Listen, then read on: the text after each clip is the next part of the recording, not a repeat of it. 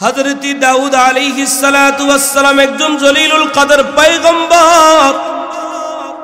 তিনি একদিকে ছিলেন বাদশাহ, আবার তিনি ছিলেন পয়গম্বর।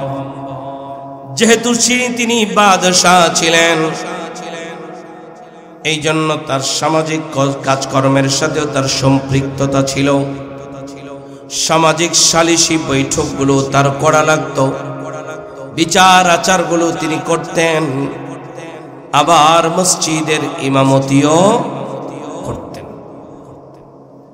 হযরত দাউদ আলাইহিস সালাতু ওয়াস সালাম চিন্তা করে দেখলেন, আমি যেহেতু সামাজিক কাজকর্মের সাথে জড়িত, কিন্তু আমার পরিবারটাকে আমি এমন ভাবে সাজাবো যে আমার ঘরের মধ্যে 24টা ঘন্টা যেন আল্লাহ তাআলার ইবাদত হয়।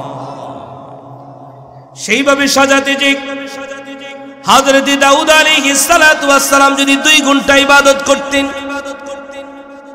এরপরে আবার তার স্ত্রী করতেন, তার ছেলে মেয়ে এমনি ভাবে সিরিয়াল মেনটেন করে 2 ঘন্টা করে, অথবা একদিন করে, অথবা 2 দিন করে তারা পালা বন্টন করে 24টা ঘন্টা পরিবারের মধ্যে ইবাদতে নিয়োজিত থাকতেন। এমন ভাবে পরিবারটা সাজাইছে। হযরত দাউদ আলাইহিস সালাতু ওয়াস সালাম চিন্তা করলেন, সপ্তাহে 2টা দিন বা একটা দিন আমি সমাজের কোনো কাজকর্ম করব না, সেদিন কোনো বিচার সালিশি করব না, সেদিন একমাত্র ইবাদত হবে হযরত দাউদ আলাইহিস সালাতু ওয়াস সালামের যে রাজপ্রাসাদটা ছিল, সেই রাজপ্রাসাদটা ছিল এত বড় যে তাফসীরে ইবনে কাসিরের রওয়ায়াতের মধ্যে আসে প্রায় 33,000 পাক পেয়াদা লাগতো পাহারা দেওয়ার জন্য। এত বড় রাজপ্রাসাদ ছিল। দাউদ আলাইহিস সালাতু ওয়াস সালাম চিন্তা ভাবনা করে দেখলেন, যেদিন আমি কোনো কাজকর্ম করব না, সে ইবাদত গৃহের মধ্যে প্রবেশ করল, ঘরের দরজা জানালা সবগুলো বন্ধ করে দিল, ঘরের বাহিরে পাহারাদার দাঁড় করে দিল, যাতে কেউ কোনো ডিস্টার্ব করতে না পারে। দরজাও বন্ধ, জানালাও বন্ধ, ডিস্টার্ব করার মতো কেউ নাই। তাহলে তো বোঝা যায় নির্দ্বিধায়, নির্বিঘ্নে, নিশ্চিন্তে ওখানে বসে বসে ইবাদত করবে, ঠিক কিনা? হযরত দাউদ আলাইহিস সালাতু ওয়াস সালাম চিন্তা করলেন, আমি এমন ভাবে ইবাদত করব কেউ আমাকে ডিস্টার্ব করতে পারবে না, নিশ্চিন্তায় নির্বিঘ্নে আমি এখানে একমাত্র আল্লাহর ইবাদত করব। মনের মধ্যে উদয় হইতে থাকলো, আমাকে ডিস্টার্ব করার মতো কেউ নাই। কিন্তু আমাকে একটু বলেন তো, আল্লাহ যদি সুযোগ না দেয়, হাজারো পাহারাদার হাজারো ঘরের ভিতরে ইবাদত করার সুযোগ হবে? দাউদ আলাইহিস সালাতু ওয়াস সালাম যখন ঘরের ভিতরে ইবাদতে মগ্ন, ওয়াহাল আতাকা নাবাউল খাসম ইদ তাসাওয়ারুল মিহরাব ইদ দাখালু আলা দাউদ ফাফাজিআ মিনহুম ক্বালু লা তাখাফ। ওই ইবাদত গৃহের মধ্যে দেয়াল টপকায়া কে যেন ভিতরে প্রবেশ করে ফেলেছে। ইজদাখলু আলা দাউদ আলাইহিস সালাতু ওয়াস সালামের গৃহের মধ্যে যখন তারা প্রবেশ করল, ফাফাজিআ মিনহুম, তাদের এই প্রবেশ করা দেখে হযরত দাউদ আলাইহিস সালাতু ওয়াস সালাম আচমকা হয়ে গেলেন, চমকে উঠলেন, ভয় পেয়ে গেলেন। ক্বালু লা তাখাফ, তারা বলে উঠল, ভয় পাবেন না। ঘরের দরজা বন্ধ, জানালা বন্ধ, হঠাৎ করে যদি আপনি ঘরের ভিতরে 2 জন মানুষ দেখেন, ভয় পাবেন কি পাবেন না? কিরে সবকিছু বন্ধ, কুচ্ছি কি মানুষ, জিন না ভূত মনে হবে না? দাউদ আলাইহিস সালাতু ওয়াস সালাম ভয় পেয়ে গেলেন। সাথে সাথে তারা দুজন বলে উঠল, ক্বালু লা তাখাফ, তারা বলল আপনি ভয় পাবেন না।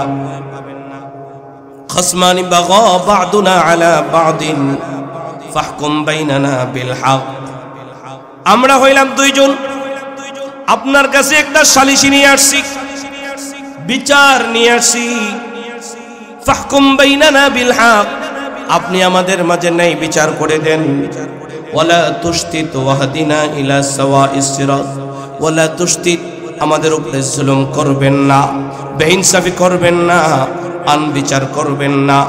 ওয়াহদিনা ইলা সাওয়াইস সিরাত, আপনি আমাদেরকে সুন্দর সুশৃঙ্খল একটা পথ বাতলায়া দেন।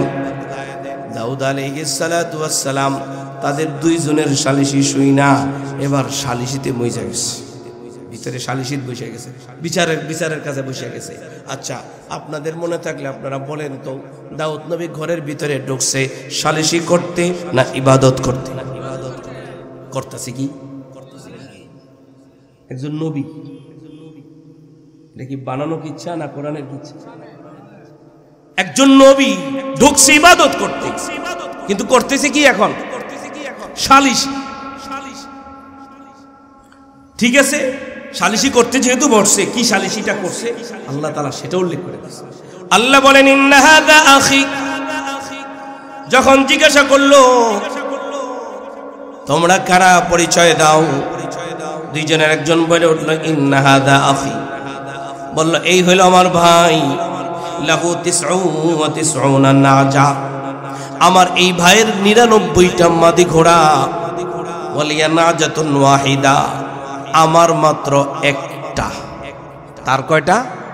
99টা। আমার কয়টা? একটা। তার 99টা। এবার বিচার দিছে, فقال اكفلنيها وعزني في الخطاب। আল্লাহ রাব্বুল আলামিন বলেন, যখন তারা এইভাবে বলা শুরু করলো, এবার দুইজনের একজন বলে উঠলো, ও পয়গম্বর, বাদশাহ নামদার, তার 99টা মাদি ঘোড়া, আমার মাত্র একটা, এরপরও আমার এই একটা নেওয়ার জন্য আমার সাথে ক্ষমতার বাহাদুরি দেখায়, আমার সাথে তার শক্তির বাহাদুরি দেখায়, তার ক্ষমতার জোর দিয়া, তার অর্থের জোর দিয়া, বাগারামপুরীর জোর দিয়া আমার একটা নিয়ে যাওয়ার জন্য সেই প্ল্যান প্রোগ্রাম করে। আপনি একটু বিচার করে দেন, প্রত্যেকটা সমাজের মধ্যে তাকায় দেখবেন, একজনের 5টা বাড়ি আর একজনের ছোট্ট একটা কুড়ে ঘর। যার 5টা বাড়ি ধনী মানুষ, সে ওই গরিব মানুষটাকে গনতেই চায় না, বলে তরল বিট্টু জাগা, পাশে পাশে আমার 5টা বাড়ি, তোর এই জায়গাটুকু আমারে দিয়ে দিলে আমি একটা বাগান বানাইতে পারি। করে কি করে না? না দিলে 5টা বাড়ি তো সার দিয়ে ময়লা ফালানো শুরু করে। গরিব মানুষ 5 বাড়ি থেকে ময়লা ফালাইলে তারটা ঠিকই নেই। এই তো চলছে সমাজে, এরকম কর্মকাণ্ড আছে না নাই? দেখে থাকা দরকার না দূর হওয়া দরকার? আল্লাহ যেন দূর করে দেয়, আল্লাহ যেন আমাকে ভালো বানায় দেয়। এই বিচার যখন দিয়ে দিল, পরের আয়াতটা সিজদার আয়াত, মাইক দিয়ে পড়লে সবার সিজদা করতে হবে, এই জন্য আমি আয়াত পড়বো না, শুধু আলোচনা শোনাচ্ছি। হযরত দাউদ আলাইহিস সালাতু ওয়াস সালাম বিচার করে দিলেন, যার 99টা আছে তার 99টা থাকবে, যার একটা আছে তার একটাই থাকবে, যার যারটা তার তার, যার যারটা আর তার, কেউটা কেউ নিতে পারবে। এটাই হলো ইনসাফ। বলেন, এটাই হলো ইনসাফ। আমরা ইনসাফের রাষ্ট্র চাই কি চাই না? কারা কারা চাই? জুলুম করবেন? বলেন। ফেরাউন জুলুম করছে, ঠিক নাই? ঠিক কিনা? নমরুদ জুলুম করছে, যারাই জুলুম করে তারাই টিকে ডুবে যায়। কি হয়? ডুবে যায়। হযরত দাউদ আলাইহিস সালাতু ওয়াস সালাম ইনসাফের বিচার করে দিলেন, যার একটা আছে তার একটাই থাকবে, যার 99টা আছে তার 99টা থাকবে। কোর্টের মধ্যে যখন বাদী বিবাদীর পক্ষ থেকে যখন একটার পর একটা বিচার কার্য শুরু হয়, যখন ফয়সালা হয়ে যায়, রায় ঘোষণা হয়ে যায়, হয়তো বাদীর পক্ষে রায় যায় অথবা বিবাদীর পক্ষে রায় যায়, ঠিক কিনা? যেই পক্ষে রায় যায় ওই পক্ষ খুশি থাকে। বিষয়টা এরকম না? যার পক্ষে রায় যায় সে খুশি থাকে, আর যার পক্ষে রায় যায় না বেজার হয়। দাউদ পয়গম্বর যখন রায় দিয়ে দিলেন, বাদী বিবাদী দোনোজন বসে বসে ফসুর গল্প করে, মুস্কি মুস্কি হাসি দেয়। এবার দাউদ আলাইহিস সালাতু ওয়াস সালাম এদিক থেকে ওদিক তাকায় দেখে, কি রে, কি ব্যাপার, তোরা দিয়ে ফসুর গল্প করস? ঠাস করে মনে হচ্ছে, এই তোরা কারা? মানে এতক্ষণ বিচার কার্য চালাইতেই আছে, ফয়সালাও দিয়ে দিছে, বাদী বিবাদী মিলে গেছে। এরা ফুসুর কথা কয়, এরা মুস্কি মুস্কি হাসে। দাউদ নবী জিজ্ঞাসা করে, এই তোরা কারা? যে এই কথা জিজ্ঞাসা করছে, দুইটা তাফসীর। এক, জিজ্ঞাসা করছে তোরা কারা, একটু এদিক থেকে ওদিকে তাকাইছে, ফিরা তাকায় দেখে দুইজনের একজনও নাই, এক তাফসীর। দুই নম্বর তাফসীর হলো, এই তোরা কারা? আমি হইলাম জিবরাইল, আর এ হইল আমার ভাই মিকাইল। হযরতে দাউদ আলাইহিস সালাতু ওয়াস সালামের বুঝতে বাকি নাই যে আমি যে নিয়ত করেছিলাম, আমি যে চেয়েছিলাম যে আমি ইবাদত করব, দরজা বন্ধ করে দিয়েছিলাম, জানালা বন্ধ করে দিয়েছিলাম, পাহারাদার বসিয়েছিলাম, আমি নির্দ্বিধায় নির্বিঘ্নে আল্লাহর ইবাদত করব না। চাইলেই আল্লাহর ইবাদত করা যায় না, আল্লাহ যদি সুযোগ করে না দেন, আল্লাহ যদি তৌফিক না দেন, ঠিক কিনা? সাথে সাথে হযরতে দাউদ আলাইহিস সালাতু ওয়াস সালাম সিজদাবনত হয়ে গেলেন, দীর্ঘ সময় পর্যন্ত সিজদা করলেন। আল্লাহ, আমি আপনার ইবাদতের জন্যই প্রবেশ করেছি, পাহারাদারি দিয়ে ইবাদত করা যায় না, দরজা বন্ধ করে ইবাদত করা যায় না, জানালা বন্ধ করে ইবাদত করা যায় না। আপনি যদি সুযোগ করে না দেন, একজন কৃষক যদি চায়, বলে ক্ষেতের মাঝখানে গামছা বিছায়েও নামাজ পড়তে পারে, ঠিক কিনা বলেন? সুযোগটা লাগে কার? তৌফিকটা লাগে কার? এই জন্য যখনই কোনো ইবাদত করব, মনের মধ্যে ধারণা রাখবো, আমাকে ইবাদত করার মতো সুযোগ আর তৌফিক দেনওয়ালা কে? প্রত্যেকটা ইবাদতের শুরুতে এই বিষয় থাকবে, নামাজের আগে এই বিষয়টা থাকবে, দানের আগে এই বিষয়টা থাকবে, কুরবানির আগে এই বিষয়টা থাকবে, তিলাওয়াতের আগে। আমার আপনার জীবনের যত ইবাদত আছে, সমস্ত ইবাদতের শুরুতে তৌফিক দেনেওয়ালা কে? ওয়াজ কি একটা বিষয়ের সাথে সম্পৃক্ত না সব? সব, জীবনের শেষ পর্যন্ত এই বিষয় ইনশাআল্লাহ। দুই নম্বরে, যখন ইবাদত কমপ্লিট হয়ে যাবে, যেমন আজকের মাহফিলটা ইবাদত। আজকের মাহফিলটা কি? এইখানে আমাদেরকে আসার জন্য তৌফিক দিয়েছে কে? এই মাহফিল যখন কমপ্লিট হয়ে যাবে, সেদিকে যে আমরা আল্লাহর কাছে বলবো, আল্লাহ, আমরা যে ইবাদত করলাম, এই ইবাদতটা কবুল হওয়ার মতো না, আপনি যদি দয়া করে মেহেরবানি করে কবুল করেন। এই কথাটা বলতে পারবো না? পারবো না? এই দুইটা বিষয় যদি থাকে, আশা করা যায় ইবাদত কবুল করনেওয়ালাকে। দলিল হিসাবে আপনারা আবার চলে যান সূরাতুল বাকারার মধ্যে। আল্লাহ রাব্বুল আলামিন বলেন, ওয়া ইয ইয়ারফাউ ইব্রাহিমুল কওয়াইদা মিনাল বাইতি ওয়া ইসমাঈল। পৃথিবীর ইতিহাসে সর্বপ্রথম ঘরের নাম কাবা। বলেন, পৃথিবীর ইতিহাসে সর্বপ্রথম ঘরের নাম? আল্লাহ নিজেই বলেন, ইন্না আউওয়ালা বাইতিন উদিআ লিন-নাস। পৃথিবীর ইতিহাসের প্রথম ঘর মানুষের জন্য নির্মাণ করা হয়েছে, লাল্লাযী বিবাক্কাতা মুবারাকান, সেটা বরকতের ঘর, ওয়াহুদান, সেটা হিদায়াতের ঘর, ঠিক কিনা? একটু বলেন তো, এই কাবা ঘরটা, মোবাইল টিপলে আমার কথা একটু বুঝতেন না মিয়া সাহেবেরা? এই যে মিয়া সাহেবেরা, কথা একটা সুইটে গেলে কথার আগা মাথা কোনো কিছু পাইতাম না, কারণ আমি ডাইন বাম কোনো কথা বলবো না, আমি নিয়ত করে বুঝছি আমি যতটুক বলবো ওটুক যাতে ফার্স্ট টু লাস্ট হয়। অসুবিধা আছে? এই জন্য মোবাইলটা থুইয়া দেন পকেটের মধ্যে, আর আপনি টিপলেও আমার নজরটা যায় ওই জায়গাতেই পড়ে কেন জানি।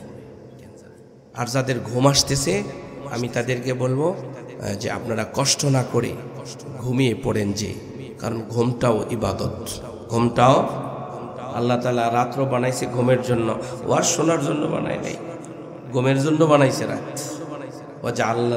ওয়াজআলনা নাওমাকুম সুবাতা, আল্লাহ কইছে ওয়াজআলনা লাইলা লিবাসা, আল্লাহ রাত্রকে কালো বানাইছে, কালো চাদর দিয়া ঢাকছে যাতে চোখের ঘুম হয়।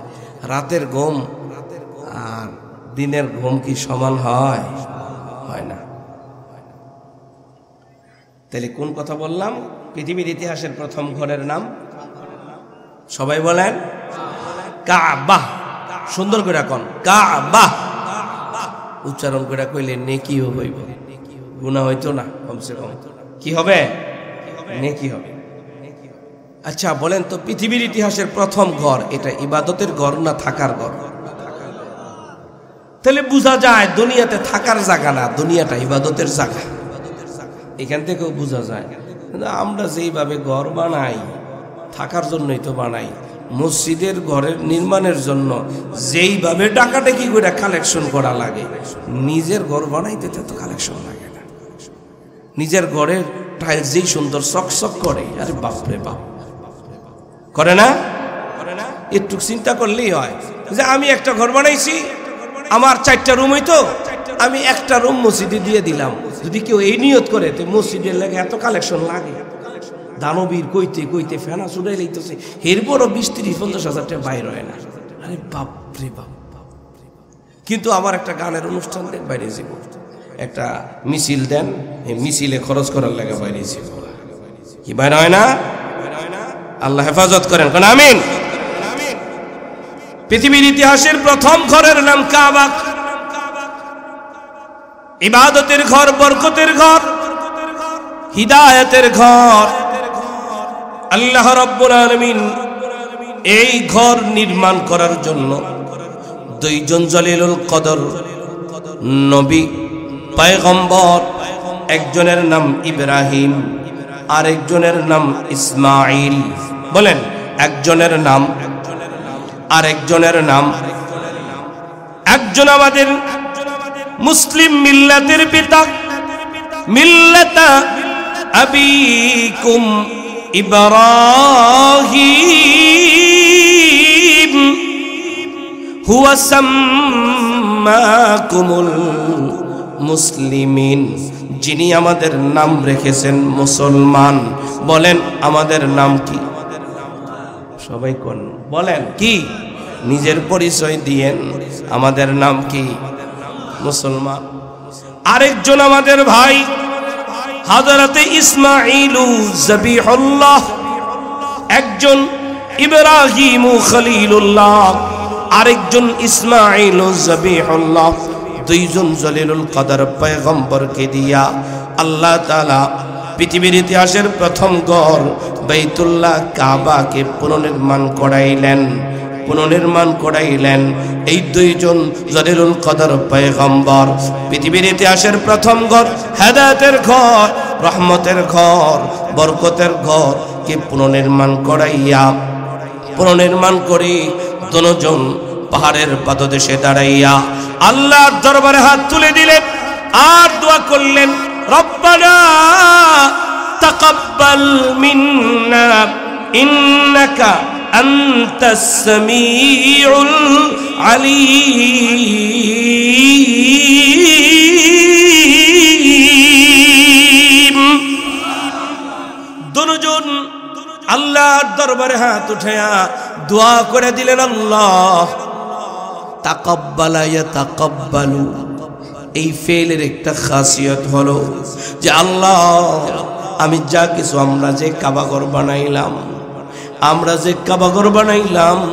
এই কাবাঘর যে বানাইলাম, যে ইবাদতটা করছি, এটা কবুল হওয়ার মতো ইবাদত করতে পারি নাই। কাবাঘর বানাইয়া নবী কয় আমি কবুল হওয়ার মতো ইবাদত করতে পারি নাই। কাবা ঘর বানাইয়া হযরত ইসমাইল বলে কবুল হওয়ার মতো ইবাদত করতে পারি নাই। সুখ করে 8 দিন নামাজ পড়া কয় আমারে চিনো, আমি এলাকার পাঞ্জেগানা মুসল্লি, 1,50,000 টাকা দান করা এই মসজিদে আমি তো দান করাইছি, ঠিক কিনা? করসদিককে কি হয়েছে? করসদিককে কি হয়েছে? আল্লাহ যদি কবুল না করে বেল নাই আছে। সুতরাং ইবাদত করার আগে আল্লাহ সুযোগ দিছে, দান করার আগে আল্লাহ তৌফিক দিছে, তাই দিলাম তো আল্লাহর কাছে বল আল্লাহ কবুল হওয়ার মতো দান আমি করতে পারি নাই, কবুল হওয়ার মতো নামাজ আমি পড়তে পারি নাই, কবুল হওয়ার মতো দাড়ি আমি রাখতে পারি নাই, কবুল হওয়ার মতো তেলাওয়াত করতে পারি নাই, কবুল হওয়ার মতো হজ করতে পারি নাই। তাই তো নামাজ শেষে আস্তাগফিরুল্লাহ, হজের শেষে আস্তাগফিরুল্লাহ নাই। নামাজের পরে কি পড়ি? কেন পড়ি? কেন পড়ি? নামাজ কি খারাপ কাজ করলে আস্তাগফিরুল্লাহ, তওবা। তার নামাজ কি খারাপ কাজ নাকি? নামাজ ভালো কাজ হওয়ার পরেও নামাজ পড়েও কয় আস্তাগফিরুল্লাহ, এর মানে হলো আল্লাহ যেইভাবে নামাজ পড়ার দরকার ছিল পড়তে পারি নাই, ঠিক কিনা? যদি 2টা গুণ আমরা অর্জন করতে পারি, আশা করা যায় আমাদের ইবাদতগুলি কবুল করনে ওয়ালা কে? দিল থেকে জবান খুলে বলি আলহামদুলিল্লাহ। আমার এতক্ষণ আলোচনার নিমিত্তে আপনাদের কাছে আরেকটা বিষয় আপনাদের কাছে আমি দিলাম। জীবনের প্রত্যেকটা ক্ষেত্রে প্রতিটা মুহূর্তে যত ইবাদত করব, যত সময় যত ইবাদত করব, প্রত্যেকটা ইবাদতের শুরুতে আল্লাহ আপনি সুযোগ দিলেন, ইবাদত শেষ, আল্লাহ আপনি যদি দয়া করে কবুল করতেন, ছোট হয়ে যাওয়া এই 2টা গুণ পাওয়া গেলে আশা করা যায় কবুল করবেন কে? এইবার 3 নম্বর আলোচনায় যে আয়াত আমি খুতবায় তেলাওয়াত করছি, আল্লাহ রাব্বুল আলামিন বলেন লানা লাকুম ফি রাসূলিল্লাহি উসওয়াতুন হাসানাহ। স্বাভাবিক একটু তর্জমা শোনাইয়া শেষ দিকে নিয়ে যাই। আমারে দিছেন তো হইল 11টার পরে, ঘুমের টাইমে। এই বছর আবার একটু চালাকি করছে, 1 বছর একটু দেরি ছিল, কবে জানি আইতে, এর লেগা আগেই হুজুরে করে তুলছে হুজুরে আসার নামাজ পড়বে না নয়া। হায় সেই 8টায় আসার নামাজ। তো মাশাআল্লাহ আইসাও মোটামুটি 1-1.5 ঘন্টা 2 ঘন্টার কাছাকাছি ছিলাম। আপনাদের ভালোই হয়েছে, মসজিদের কালেকশন দিনই কাজে লাগছে, এই জন্য কোনো বিষয় নাই। এই জন্য আরেকটা অল্প একটু বললে আপনাদের কষ্ট হবে। আমার একটু আওয়াজ দিছিল যে হুজুর নবীজির সম্মান নিয়ে যদি একটু কইতেন, একটু আওয়াজ দিছিল এই কথাটা। এই জন্য যেহেতু একটু আওয়াজ দিছি, একটু না কইলে তো আবার একবারে হয় না, এই জন্য বলা আর কি। ঠিক আছে না? আমি যে আয়াতটা তেলাওয়াত করছি, আল্লাহ রাব্বুল আলামিন বলেন লাকাদ, লাম তাকিদের জন্য, কদ তাকিদের জন্য, মানে অবশ্যই। আল্লাহ বলেন লাকাদ কানা লাকুম ফি রাসূলিল্লাহ, লাম অবশ্যই, কদ অবশ্যই। তাহলে অবশ্যই কানা মানে ছিল, ফি লাকুম তোমাদের জন্য অবশ্যই ছিল বা আছে। কানা এই শব্দের 2টা তর্জমা হয়, 2টা অনুবাদ হয়।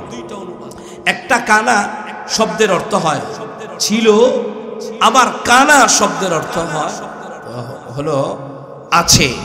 একটা ছিল আর একটা আছে, 2 তর্জমা হয় কানা এই শব্দের।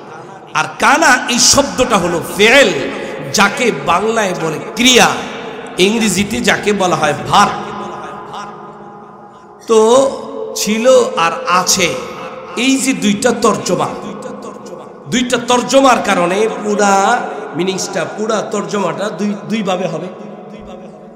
লাকাদ কানা লাকুম, অবশ্যই তোমাদের জন্য ছিল। অবশ্যই অবশ্যই তোমাদের জন্য আছে ফি রাসূলিল্লাহ, রাসূলুল্লাহর মাঝে উসওয়াতুন হাসানা, উসওয়াতুন হাসানা, উত্তম চরিত্র। বলেন কি চরিত্র? উসওয়াতুন আই কুদওয়াতুন হাসানা, সর্বোত্তম চরিত্র। তাহলে পুরো আয়াতের তরজমাটা এইভাবে, অবশ্যই অবশ্যই তোমাদের মাঝে তোমাদের জন্য আছে রাসূলুল্লাহর জীবনীতে উত্তম আদর্শ। এক তরজমা, অবশ্যই অবশ্যই তোমাদের জন্য ছিল রাসূলুল্লাহর মাঝে উত্তম আদর্শ। একটা ছিল আর একটা আছে। বলেন একটা ছিল আর একটা আছে। এখন প্রশ্ন হলো, কার জন্য রাসূলুল্লাহর মাঝে উত্তম আদর্শ আছে আর কার জন্য উত্তম আদর্শ ছিল? এই দুইটা কথা ভাগ করে আমি শেষ করে দিচ্ছি ইনশাআল্লাহ। সম্মান বলতে গেলে তো অনেক সময়, এই কোরআনটা রাসূলের শান, এই পুরা কোরআনটা রাসূলের শান। রাসূলের শান হলো এই, রাসূলকে যদি কেউ গালি দেয়, রাসূলকে যদি কেউ গালি দেয়, এর জবাব সরাসরি কে দেয়? এটা হলো রাসূলের শান। রাসূলরে একজনে পাগল কইছে, আল্লাহ সূরা কলামে কইছে, নুন ওয়াল কলামি ওয়া মা ইয়াসতুরুন মা আনতা বিনি'মাতি রাব্বিকা বিমাজনুন ওয়া ইন্না লাকা লাআজরান গায়রা মামনুন। আবু লাহাব কইছে যে তাব্বান লাকা লিহাযা জামাতানা, আমাদেরকে এই জন্যই এখানে একত্রিত করছিলা, তুমি ধ্বংস হও। এই কথা আবু লাহাব নবীজিরে কইছে, তুমি ধ্বংস, মুহাম্মদ তুমি ধ্বংস। আল্লাহ কয় তাব্বাত ইয়াদা আবি লাহাবি ওয়া তাব, মুহাম্মদ ধ্বংস না, আবু লাহাব ধ্বংস। ঠিক কি না? এটা রাসূলের শান। বলেন এটা রাসূলের শান। নবীজি ছেলে মারা গেছে না? মারা গেছে না? কোন ছেলে কি জীবিত ছিল? মারা গেছে। যখন নবীজির সন্তান কাসেম তাহের মারা গেল, ইব্রাহিম মারা গেল, মক্কার কাফির মুশরিকরা আমার আপনার নবীকে বলে নির্বংশ, আমার আপনার নবীকে বলে লেজ কাটা। বলেন না নাউযুবিল্লাহ। সাথে সাথে আল্লাহ জবাব দিয়ে দিলেন, ইন্না শানিআকা হুয়াল আবতার, আমার নবী মুহাম্মদ নির্বংশ নয়, লেজ কাটা নয়। যারা যারা বলেছে তারাই নির্বংশ, তারাই লেজ কাটা। ঠিক কিনা? আজও কিয়ামত পর্যন্ত যারাই নবীর ব্যাপারে কটূক্তি করবে তারাই ধ্বংস। ঠিক কিনা বলে? কোন প্রকারের নবীর উপরে কটূক্তি আসে, এটা কি সহ্য করা যায়? করবেন? নেতারে গালি দিলে খুব লাগে। আমরা আমাদের বাংলাদেশের এই মানচিত্রে এটাই দেখি, নবীরে গালি দিলে লাগে না, কিন্তু নেতারে গালি দিলে লাগে, নেতার বাপরে গালি দিলে লাগে, নেতার মায়েরে গালি দিলে লাগে, কিন্তু নবীরে গালি দিলে লাগবে না। ঠিক না? এই জন্য আমাদের দেশে, অন্ততপক্ষে মুসলিম এই দেশে একটা আইন হওয়া দরকার, নবীর ব্যাপারে যারা কটূক্তি করবে তাদের সর্বোচ্চ শাস্তি ফাঁসি। এটা কি আপনারা চান? এটা কি আমাদের দেশের যারা নেতা নেতৃত্ব দিচ্ছেন তারা যদি চায় তাইলে হবে? তারা যদি চায় তাইলে হবে, আর যদি না চায় তাইলে হবে না। না চাইলে হইলেই কি আর না হইলেই কি, আল্লাহ যার পক্ষে তার কোনো ওই আইন মাইন দরকার আছে? দরকার। কিন্তু আমরা আমাদের ইমানি দায়িত্ব পালন করলাম ইনশাআল্লাহ। নবীজির শান কিন্তু একটু বলে ফেলছি অলরেডি। এখন আমরা যে নবীজির উম্মত, আমাদের শান কি আছে? আমরা কি শান রাখলাম? নবীজি আমাদের জন্য কি রাখছে আর আমরা নবীর জন্য কি রাখলাম? এটা যদি আরো কঠিন করে কইতে চাই, আমরা নবীজির কাছে কি পাই, নবী আমাদের কাছে কি পায়, এই দুইটা বিষয় যদি চ্যাপ্টার যদি ভাগ হয় তখন বোঝা যাবে। ঠিক কিনা? লম্বা আলোচনার বিষয়, একের খুব শর্ট করে বলতেছি। তাহলে যেই কথাটা বলতে চাইলাম,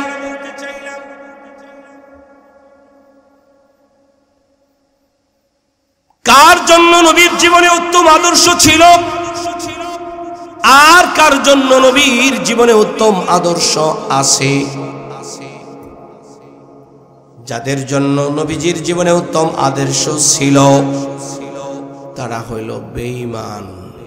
তারা কি ছিল? যাদের জন্য তারা কি বেঈমান, আর আছে যাদের জন্য তারা হইল ইমানদার। তাহলে এখন ছিলর দলে থাকবেন না আসের দলে থাকবেন? দেখি তো একটু কে একটু বুঝা শুইনা উঠাইয়েন দেখি। আসের দলে একটু পরে টেস্ট হবে, পরীক্ষা হবে। এখন ক্লাস হচ্ছে, এরপরে পরীক্ষা হবে, কারণ ক্লাস তো পরীক্ষা ছাড়া ক্লাসের কোনো দাম নাই। আছে? তাহলে আয়াতের তরজমা এ পর্যন্ত শেষ। এরপরে আল্লাহ রাব্বুল আলামিন বলেন, লিমান কানা ইয়ারজুল্লাহ ওয়াল ইয়াউমাল আখিরা ওয়া যাকারাল্লাহ কাসীরা। তিন গুণে গুণী যারা, রাসূলের আদর্শে আদর্শবান তারা। বলেন কয় গুণে গুণী যারা? তিন গুণে। কঠিন হইব না সহজ হইব? সহজ। এক নম্বর গুণ, আল্লাহর সন্তুষ্টি চায় যারা, রাসূলের আদর্শে আদর্শবান তারা। জবান খুলে বলেন কার সন্তুষ্টি? জীবনের যত কাজ করব কার সন্তুষ্টির জন্য করব?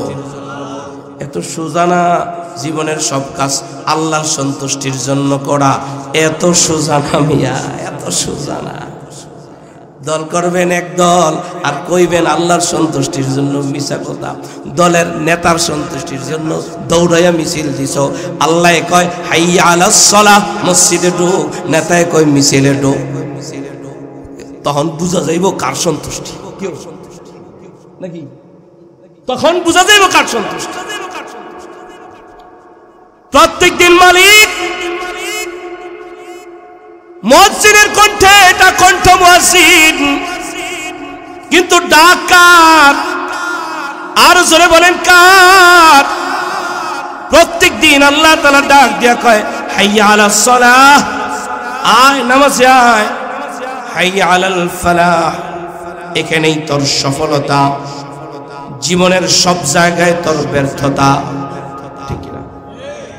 জীবনের যত সফলতা পাও কোন সফলতা না, কারণ সফলতা বলা হয় যার কোনো ব্যর্থতা নাই, তার নাম হলো সফলতা। যার ব্যর্থতা আছে সেটার কোনো সফলতা না। দুনিয়ার জীবনে তুমি এমপি হও, মন্ত্রী হও, এটার সফলতা না, কারণ এমপি মন্ত্রী হওয়া এটার আবার ব্যর্থতাও আছে, ঠিক কিনা?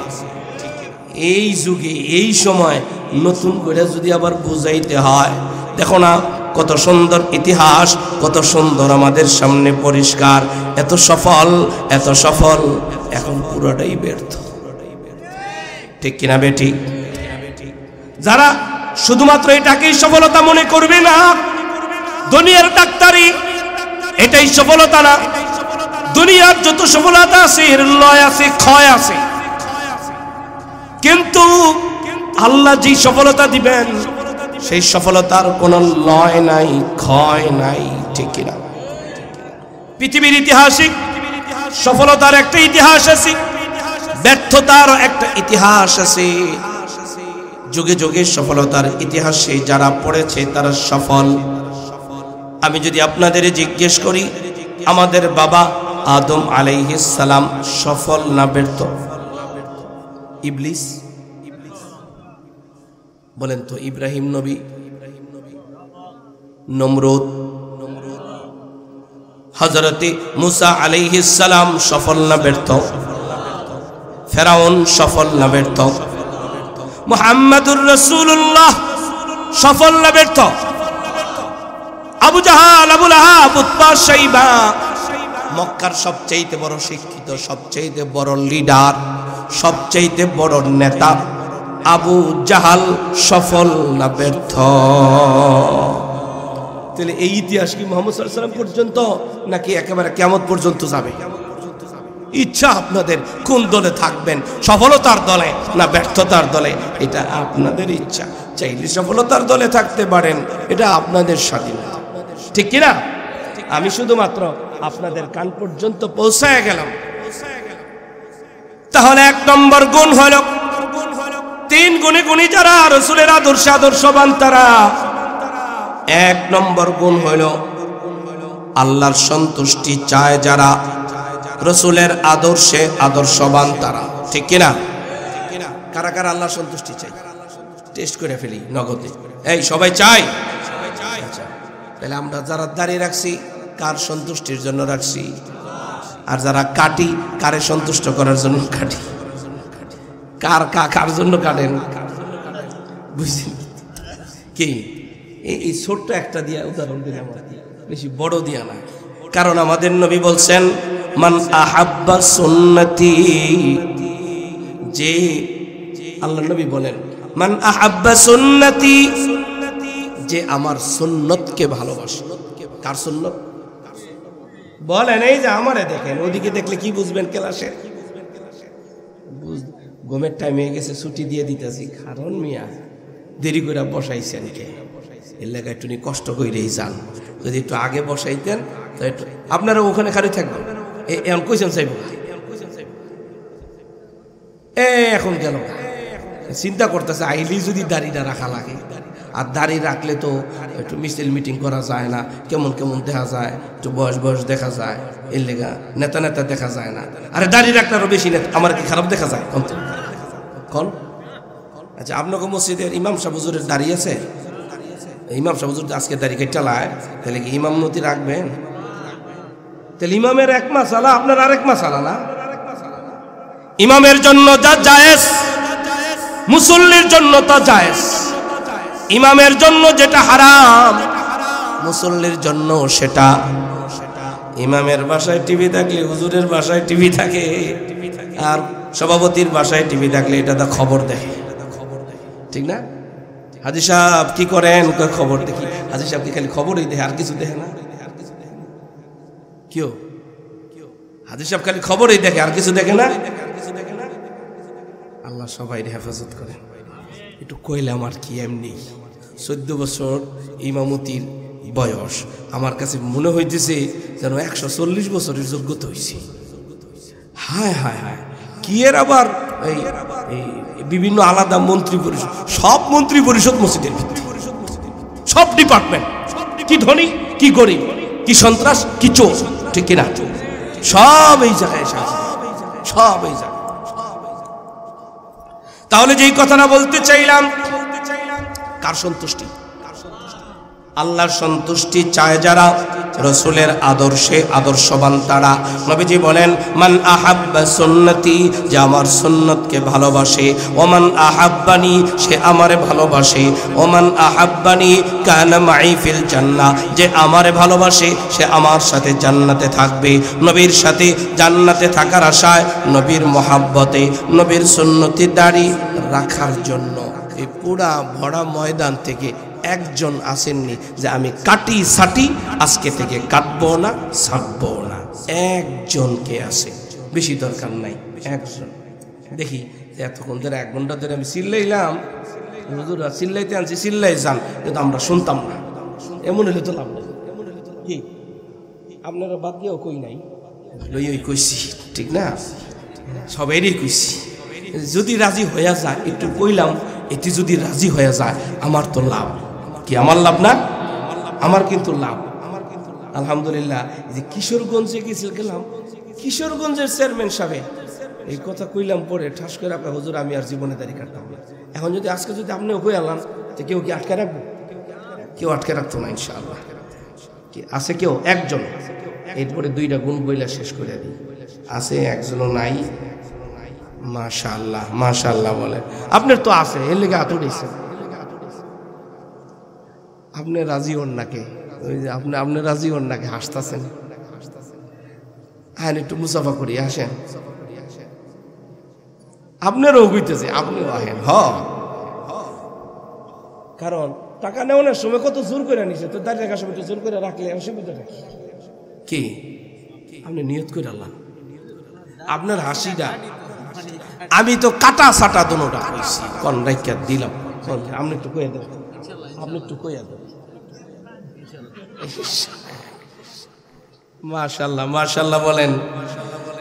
হ্যাঁ, আমরা তামাশার মনে করলাম, আমরা তামাশার মনে করলাম, আমরা তামাশার মনে করলাম, কিন্তু এই দাড়ি আমাদের পর্যন্ত পৌঁছাইতে আমাদের নবী দান দান মোবারক শহীদ করছেন। এই দাড়ি মোবারক আমাদের পর্যন্ত পৌঁছাইতে আমাদের নবী খন্দকের যুদ্ধে পেটে পাথর বাঁধছেন। এই দাড়ি আমাদের পর্যন্ত পৌঁছাইতে তায়েফের ময়দানে রক্ত ঝরান নাই, রক্ত ঝরান নাই।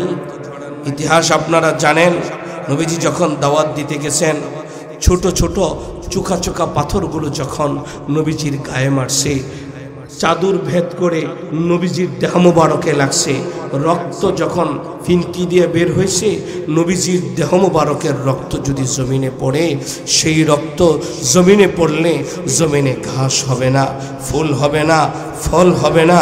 এই জন্য দয়ার নবী, মায়ার নবী, রহমতের নবী নিজের গায়ের রক্তগুলো গায়ের মধ্যেই রাখছেন, জমিনে পড়তে দেয় নাই। আমার উম্মতের কষ্ট হবে, আমার উম্মত ফল পাবে না, আমার উম্মতের জন্য কষ্ট হবে, আমাদের কষ্ট যাতে না হয় এই জন্য নবীজির রক্ত জমিনে পড়তে দেয় নাই। সেই নবীর সুন্নত সাধারণ মনে করলে হবে না। যাদের নাই বলা যায় না কখন মরণ হয়, বলা যায়। কেউ কি ভাবছে 5 আগস্টে এত মানুষ মারা যাবে? বলেন, জুলাই হত্যাকাণ্ড এত পরিমাণে হবে? কেউ ভাবে নাই। চলে তো গেছে। শুধু 5 আগস্ট নয়, 5 আগস্ট থেকে এ পর্যন্ত তার চাইতেও বেশি মানুষ হত্যাকাণ্ডের শিকার হয়েছে। কিছু ইতিহাস পত্রিকায় আসে, কিছু আসে না, নিবৃত্তি ধামাচেপে থেকে যায়, বহু বহু থেকে যায়। বলা যায় না কার কখন মৌত হয়, বলা যায়। বুড়ার আগে করা যায়, করার আগে বুড়া যায়, জোয়ানের আগে বুড়া যায়, বুড়ার আগে বলা যায়। নিয়ত করে ফেলান, আজকে রাত্রে এমনও তো হতে পারে জীবনের শেষ করে নিয়ত করে যদি চলে যান, নিয়ত করে যদি চলে যান, আগামীকালকে সূর্য দেখতেও পারেন, নাও দেখতে পারেন, নাও দেখতে পারেন। নিয়তটা যদি করে ফেলেন, নবীজির দরবারে যে হাজিরা দিতে পারবেন। নবীজি যদি সেদিন বলে সোহকান সোহকান লিমান গায়গারু মিন বাদি, আমি তোরে চিনি না, তুই কে, আমি তোরে চিনি না। নবী যদি এটা বলে ফেলে, বাঁচার উপায় আছে? ইচ্ছা আপনাদের জানায় গেলাম, এটা কঠিন কথা আর বললাম না। আল্লাহ আমাদেরকে তৌফিক দান করেন। 2 নম্বরে নবীজির আদর্শ, আদর্শবান শিখ। আখিরাতে বিশ্বাস করে যারা, কবর বিশ্বাস করে যারা, হাসর বিশ্বাস করে যারা, জান্নাত আর জাহান্নামে বিশ্বাসী যারা, নবীজির আদর্শে আদর্শবান তারা। কবর বিশ্বাস হয়? যার কবর বিশ্বাস হয় সে কি বেনামাজি থাকতে পারে? তার মানে হলো মুখে একটা অন্তরে আরেকটা। কবর বিশ্বাস করে, নামাজ পড়ে না, মিথ্যক। ও কবর বিশ্বাস করে না, ও কবর বিশ্বাস করে না। বেনামাজির কবরে শাস্তি হবে, সাপ হবে, আগুন হবে, আগুনের কম্বল হবে, আগুনের চাদর হবে। যেই ফেরেশতা আসবে আগুনের লাঠি হবে, আগুনের নখ হবে, তাকে একটার পর একটা আক্রমণ করতে থাকবে। এই কবরের বিশ্বাস যদি তার হয়, সে বেনামাজি থাকতে পারে না। তার মানে যে বেনামাজি, সে কবর বিশ্বাস করে না, সে রাসূলের আদর্শে আদর্শবান না। কে কে রাজি রাসূলের আদর্শে আদর্শবান? নামাজ পড়ে না, না পড়ে আল্লাহ জানে। ইমাম সাহেব হুজুর আজকে ফজর নামাজে কয়জন পায়? হাজিরা ডাকেন, হাজিরা খালি দাবি করে রাসূলের উম্মত, হাজিরা ডাকিয়া দেখেন কয়জন পাওয়া যায়। রোজায় কয়জন পাইছে, ঈদের দিন কয়জন পাইছে, ঠিক না? তিন নম্বরে ওয়াযাকারাল্লাহ কাসীরা, আল্লাহর জিকির করে যারা, রাসূলের আদর্শে আদর্শবান তারা, লা ইলাহা ইল্লাল্লাহ, লা ইলাহা ইল্লাল্লাহ।